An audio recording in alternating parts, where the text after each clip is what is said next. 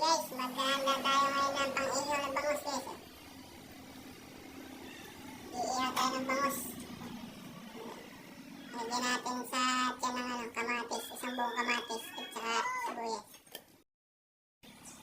So mga idol, yung bangus sa bako na natin. Maghihiwa naman tayo ng kamatis at saka sibuyas. Pampalaman.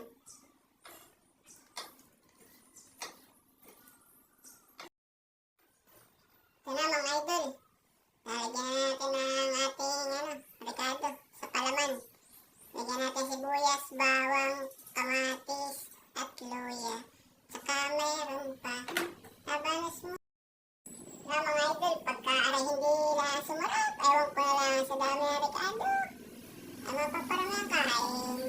Ito na handa na, iihaw na natin. Dami ricado. Yan sarap! Ito na mga idol, tinatahi natin.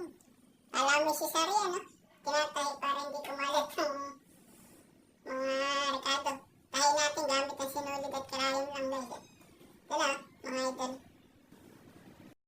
Guys, iniihaw na natin gamit ang ating magic kalan at saka magic abaniko. Yan, napakasarap niyan guys.